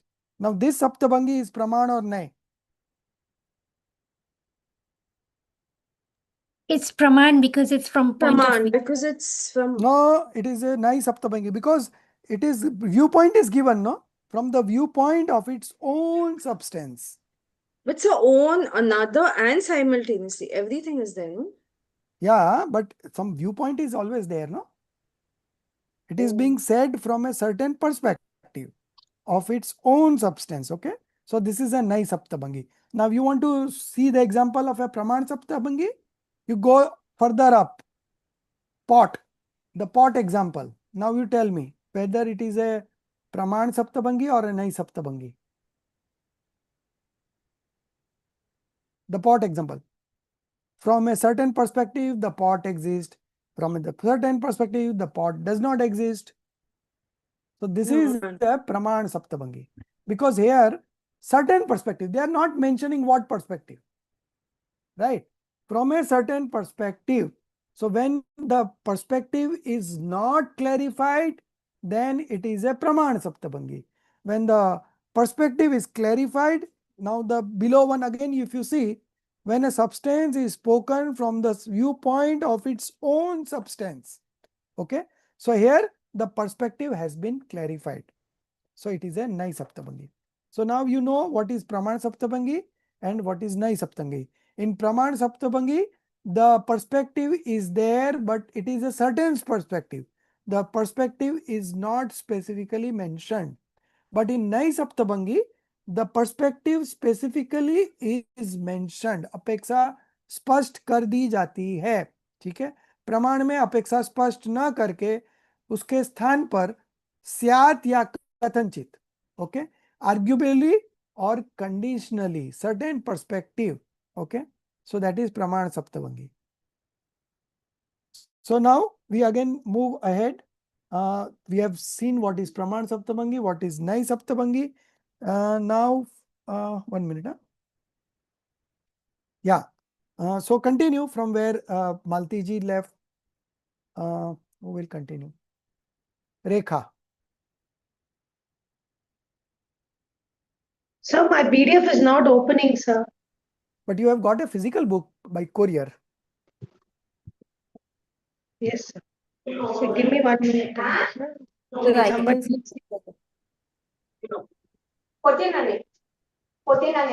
I can screen share, sir, if you want. Yeah, you can screen share. Himali, you were trying, no? Sir, somehow it's not opening. I'm Acha. sorry. Okay, Roshni will share then. Okay. I think, yeah, I- thanks, I- Gia. Gia has, I think Gia will share. Sir, for me also it is not opening, sir. But why you want to open, I don't know. You have got the physical book with you. Or you don't know you have the physical book with you. Sir, I have more the book actually. Sir, I checked, I don't know. Here a question. Madhuji, it is the Kal Chakra book only. No, the Kal Chakra book consists 4 books. Kal Chakra, Yeah. aap kuch bhi kaho, Saptabhangi and Nai Chakra. All 4 together is one book. Yeah. This one that Sir has sent, the blue spiral bound one. Blue spiral bound, right. But I have not got any blue spiral. So what you have How got? You did have you messaged study me, you have Kal got the Chakra then? book. We did Kal Chakra, no? Before the break. That same book. Okay, 1 minute. I shall read it from here. A question can arise. Yes. You continue from there. Here a question can arise. How can a single substance possess 7 forms of predications? Acharya Jayasen himself has raised this very question in his commentary on verse 14 of Panchastikaya and has responded to it as follows. Just as a single person named Devadatta by primary Mukhya and secondary Gauna reference assumes many forms. He is a father from the viewpoint of his son, a son from viewpoint of his father, a maternal uncle from the viewpoint of his nephew, a nephew from the viewpoint of his maternal uncle, a husband from the viewpoint of his wife, a brother from viewpoint of his sister. He is called a foe from perspective of an enemy and a friend from the perspective of a friend. In the same way, a single substance viewed from different perspectives can possess seven predications. There is no fault in it having the form of seven predications. This is a general statement. A subtle exposition reveals that even within each specific attribute, such as existence, sat, oneness, ek, permanence, nitya, etc., the sevenfold predications must be applied individually. How Stop. so? Stop. Now this in example of Devdatta. Whether it is a Praman Saptabangi or Nai Saptabangi, Rekha, you say. This is Nay, sir. Nai Saptabangi. Very good. Okay. Now you move on to the next page. Okay. You come to the next page.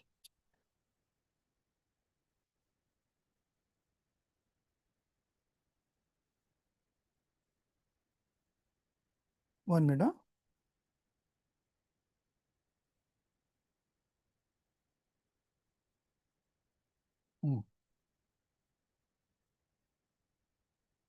So page number 5. One last paragraph. One thing is very clear. From there you read. Yes, this one. One thing is very clear in the above statement that in sevenfold predications of viewpoint, the condition or viewpoint is explicitly stated. And in sevenfold predications of valid knowledge, instead of clearly expressing the condition, the phrase from a certain perspective, satya or kathanchit, is used. Syat or Syat, Kathanchit. So predication Syat, of viewpoint means Nai Saptabangi. Okay. And the sevenfold predication of valid knowledge means Praman Saptabangi. So in Praman Saptabangi, instead of clearly expressing the condition, the phrase from a certain perspective. Okay. So you know this now. We already understood, right? Now go on reading. Syat or kathanchit is used in its place, as has been clarified in the above explanation. In that explanation, statements like a substance is in the form of existent, asti rupa, from one viewpoint, non-existent, nasti rupa, from another viewpoint, both existent and non-existent, asti nasti rupa, from yet another viewpoint, inexpressible, avyaktavya, and yet viewpoint are given as example of sevenfold predications of valid knowledge, and statements like it is existent from the viewpoint of its own substance, space, time, mode. It is non-existence from the viewpoint of another's substance, space, time, mode are given as examples of sevenfold predication of viewpoint. In sevenfold predication of valid knowledge, the relativity is not made explicit.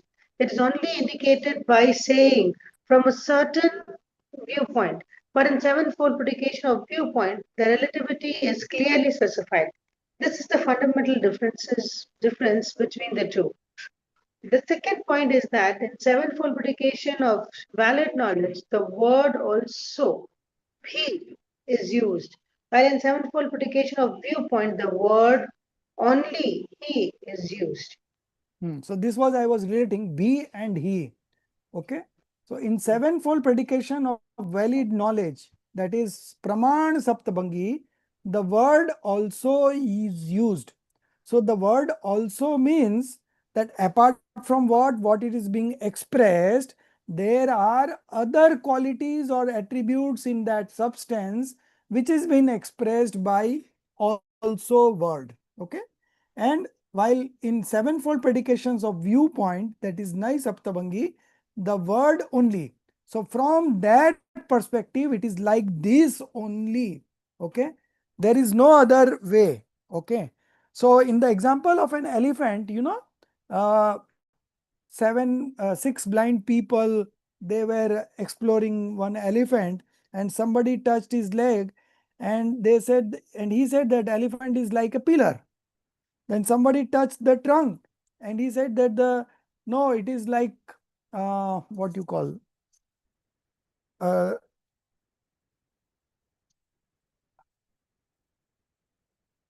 sundko. Trunk. Somebody touched the trunk, and they thought that it's like a pipe.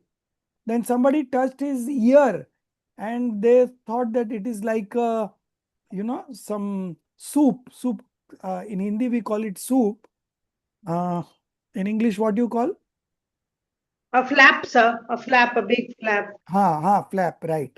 So each, although six were blind, nobody was able to see the elephant, but each was having his own version of the elephant. So what would be the correct picture? So when you say that an elephant is when you say that the leg of the elephant is like a pillar, then it is correct. When you say the trunk of an elephant is like a pipe, then it is correct. When you say that ear of an elephant is like a flap, then it is correct. So here the word only is used, okay, in this manner. So this was one. Then continue the next paragraph, the expression. The expression such as the entity from a certain perspective also exists, also does not exist, also exists, does not exist, and also inexpressible are examples of the sevenfold predication of valid knowledge, whereas expressions like the entity only exist in relation to its own substance, space, time, and mode, and does not exist only in relation to the other substance, space, time, mode, are examples of sevenfold predications of viewpoint. To use the word only without stating the relativity is fallacious viewpoint.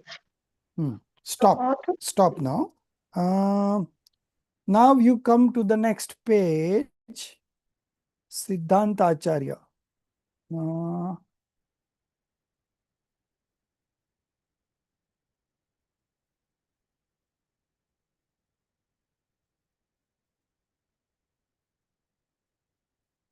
Yeah, page number 8. Page number 8. In this context, the following statement by Siddhanta Acharya, Pandit Kailas Chandji, should be noted. You got? Page number 8. Yeah. Since these are precisely, okay, from Yes. there. You read. Since these are precisely seven statements, they are called sevenfold predications. One might argue that the assertion "it is" in an entity alone is the truth. Hence, the assertive statement "it is only valid. However, such a belief is not appropriate because the negation "it is not" is also factual. Similarly, if someone argues that only the negation is real, that too is incorrect because an entity is not merely a form of non existence. If someone says that only two statements are needed to express the attribute of a substance, an affirmative statement, vidhi vakya, and a negative statement, nishedh vakya, then such a claim is also not correct. In both statements, only one attribute is predominant, but in the third statement, conditionally, it exists, does not exist. Both attributes are predominant. That cannot be expressed using only an affirmative or only a negative statement. If someone claims that three statements are sufficient, that too is not correct. Because when the intention is to express both attributes simultaneously and with equal prominence, then a fourth statement, conditionally it is inexpressible, also becomes necessary.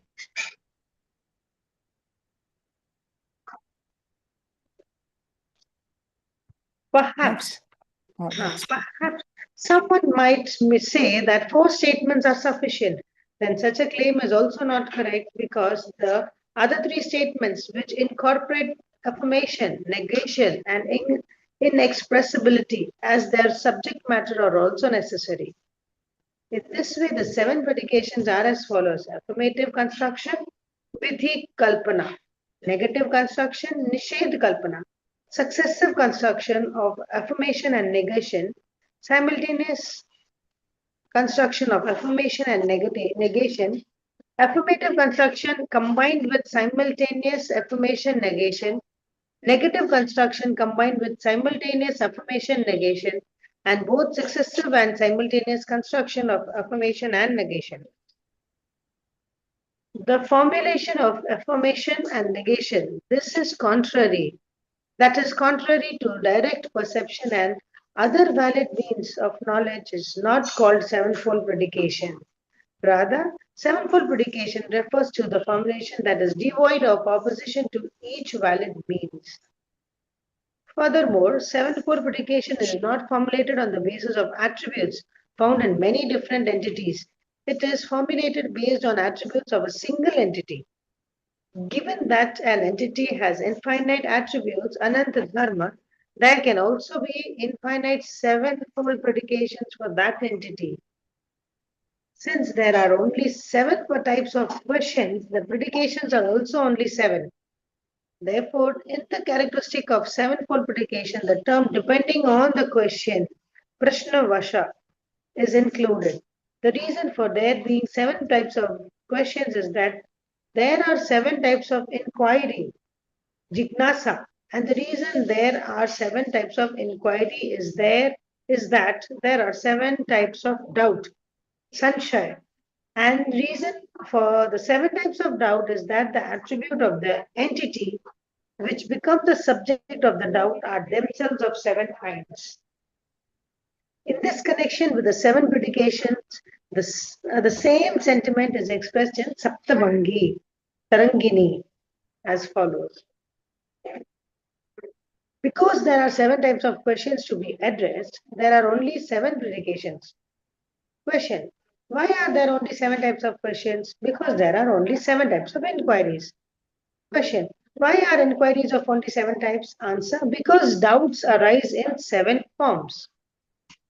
Question: because the attributes, dharma, that are subject, Vishayabhuta, of those doubts are themselves of seven types. Among the seven predications, the first, second, and fourth are the three primary Mula predications, and the remaining four are composite, Sanyogi predications formed through combinations of primary ones. Thus, exist, does not exist, and inexpressible are the three non-composite primary predications. Exist, does not exist, exist inexpressible, and does not exist inexpressible are three twofold composite predications. And exist, does not exist, inexpressible is the threefold composite predication. Stop. So you see the seven predications, the first, second, and fourth. These are the three primary predications. Okay, these are the three main. All other have been formed by combining these three. Okay, so the first, second, and fourth. First is what? That the first is that existence is expressible. The second one is non-existence is expressible. And the fourth one is that nothing can be expressed. Existence and non-existence cannot be expressed. Okay. Why it cannot be expressed? Because both cannot exist, both cannot be expressed simultaneously. Okay. So these three are the main or the primary predications, and the remaining four are composite. Okay, composite means they are formed with the combinations of these three, first, second, and fourth. Now, if you consider the third one, so third one is a combination of one and two. Okay, Fourth one is already said that it is nothing could be expressed. Okay. Then fifth one is a combination of the first and the fourth. Okay. Then sixth one is a combination of the second and the fourth. And the seventh one is a combination of first, second, and fourth.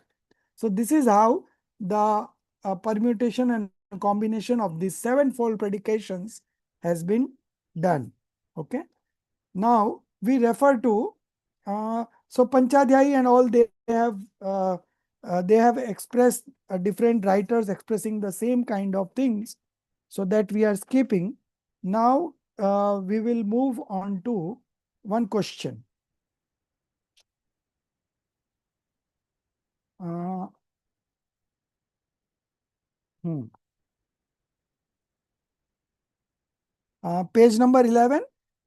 Here a question may be raised.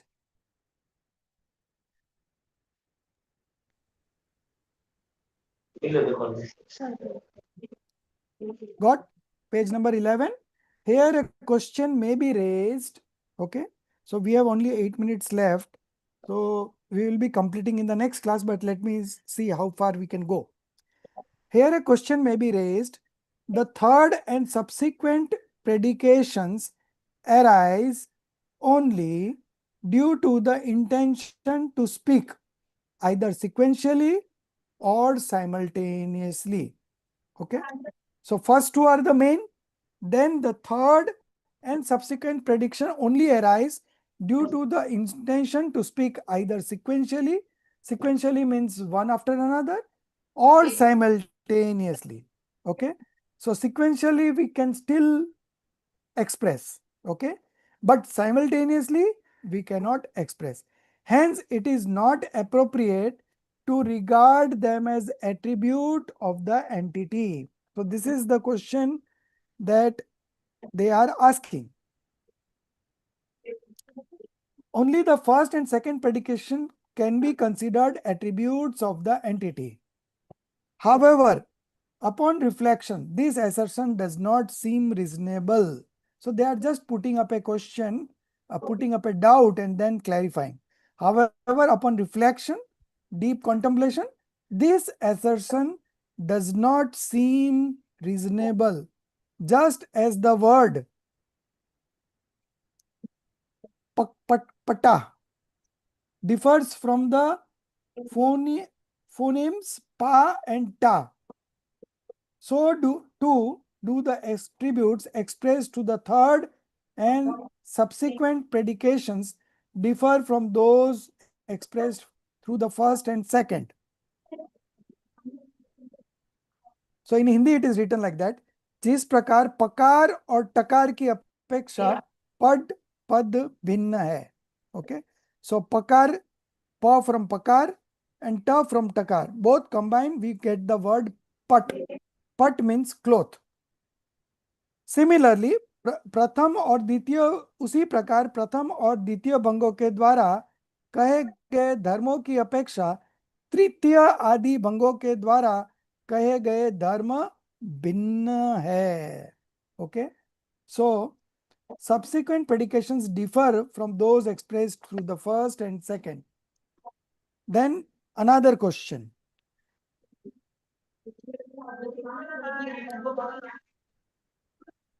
That in the third predication, characterized by sequentially attributed duality, kramarpit ubhaya rupa.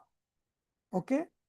The third prediction is that existence and non-existence cannot be expressed, can be expressed, but sequentially. Okay.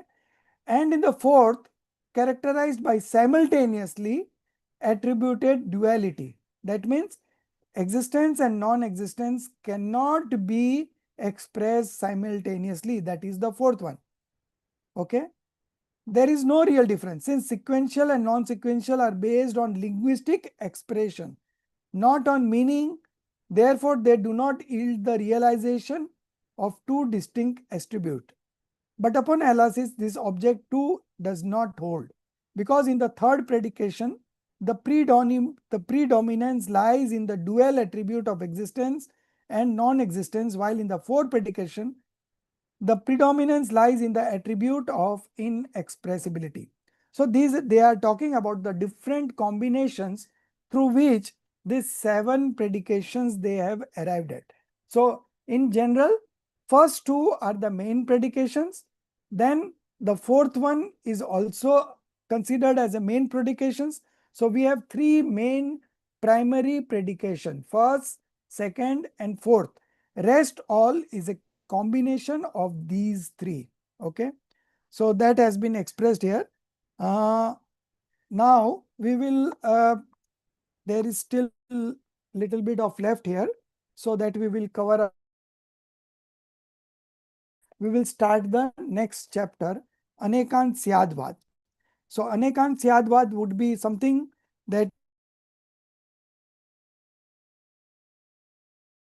the new terminology has been used, but at the end you have to understand that these are all perspective being used to make you understand the nature of the multifaceted soul. Soul has got infinite attributes, and each attribute has got its own speciality. Okay, so the soul is a powerhouse of infinite spatial attributes, and each attribute offers a different perspective. Now, to know the whole substance, we have to understand this perspective. So this sevenfold predication is another attempt to know the soul from this particular angle, nothing else. So at the end of the day, we have to understand the nature of the soul. In the next chapter also, Anekant Syadvad. Anekant is the nature of the soul. Okay. So again, there also we will be discussing similar kind of arguments, but it will be relatively simple, because here the sevenfold predications where the wordings were a bit complicated, but there it will be more simpler, and this will be more something more that you will be able to relate. Okay, because it is the fundamental nature of each substance. Okay, Anekant is the fundamental nature of each and every substance. So we have to understand that a substance exists, and it exists having infinite attributes, and to understand each attribute, we need to understand one perspective to understand that attribute. From that perspective, the whole substance is of that nature only. Okay, from a different perspective, it will be of a different kind. Okay, so each perspective only defines the substance in which that particular attribute exists. So a substance has got infinite attributes, so we have infinite perspective to understand that whole substance. Okay, so this is again a concept to understand the soul only. So if you consider in that sense, you will be able to understand. But definitely it's language wise, it's very difficult, and particularly in English, it is more difficult. I think you all have received this book of this one, Anupam Khoj, this book in Hindi. I think they have compulsorily couriered to everyone. Have anyone received this book? Yes, we have it. Yes, we have it. So there you refer page number 28. Just a bit. In page number 28, they have mentioned the difference between Praman and Nay. Okay. And then they have given examples, page 30, 31 and 32. Okay. In each one, 30, 31 and 32, 33, 4 examples have given. They have given the examples of Praman Saptabangi and Nay Saptabangi simultaneously. Nitya, they have applied it into Nitya Anitya, Ek Anek. Nitya Anitya is eternal, non-eternal, or permanent, non-permanent. Ek Anek is one and many. Then they have applied on Tat Atat, that and not that. And the last one is Bhav Abhav Rup. Okay. So existence and non-existence. So you can refer that. I think you will be able to understand better in a better way. But again, we will try the next class if we are able to make it more simpler. Okay. But even if you don't understand, doesn't matter, because it's another way of expressing the soul, make you understand the soul. So we can know the soul through substance attributes modification. We can know the soul through through nimit upadan. We can know the soul through krambat paryay. We can know the soul through, upgrading our knowledge, So there are different principles or doctrine where we can understand the nature of soul. So if one of the things is not cleared, doesn't matter. Okay. But definitely it's a bit subtle also, and it has been made more difficult by the wordings. That's all. But nevertheless, some acharya have expressed, so we are studying it. Okay. So we'll meet next week and continue and finish this one and start the another topic, Anekant and Syadvad. Okay. So that's all for today. If you have any questions, you can ask, or we are good for the day. So what Himali ji asked today, I'm also have the same doubt. I've been wanting to ask this question for long. So जैनियों के हमारे principles, वही और लोग दूसरे रूप में they say it something and it becomes so popular. Even Karam Siddhant. I mean, I have a lot of friends. I've grown up with them. उनको कुछ नहीं पता था पहले कर्म सिद्धांत क्या होता है. But today, even their gurus tell the same thing. Right. Like only in our philosophy we have कि कर्मों का क्षय करना है. Right. तपस्या शुरू से कर्मों के क्षय के लिए करते हैं. उनका ऐसा कभी उनका तो था कर्म से फल, कर्म करो फल की चिंता मत करो. That was only what they knew. Right. All the principles are Jain principles, but Jaini gurus ने इतना complicated बनाया है इसको कि understanding is difficult. See, frankly speaking, what you have said is absolutely correct. And but see, what हमारे पास जो है उसमें से हम आगे बढ़ सकते हैं ना, राइट? तो अभी जब हमने जो ये प्रयास किया है एक, वो इसी तरह करने की कोशिश की है कि to make things simple. Things are simple. Nature, even the animals are also able to realize themselves. Now, animals don't know any language, right? But still they are able to realize themselves. The Narki, in spite of having so much of adversities there, he is also able to realize himself. And we human being, the best species on earth, the humans, we have access to so much of knowledge, we have mind, we have intellect, and we still are not able to understand just because the scriptures, they have been written from certain perspectives, and if you don't understand the perspective, it becomes difficult. Okay. So I have means last few days or maybe last 1 month only, you can say, the moment I started designing this course, my mind is running to make things more simple, and so I have made include just 12 topics, out of which I think we have not taught you the Gyan Gne, because it is nowhere in the books, So how we can teach you without a book? So it is not there, but I will try to make a serious attempt to explain that principle, and that is also very good principle. So even if you don't remember all the principles, even if you are able to apply like Krambat Paryay, you have understood, right? So even if you are able to apply Nimit Upadan, you have understood. So even Dravya Gun Paryay, you have understood. So any of these principles, if you apply, you will be in a happy space in any situation. It is not that only when there is a rise of punya, you are happy. Even in the face of adversities, like monks, they face adversities like you call upsarg and parigra, afflictions, and one more, afflictions and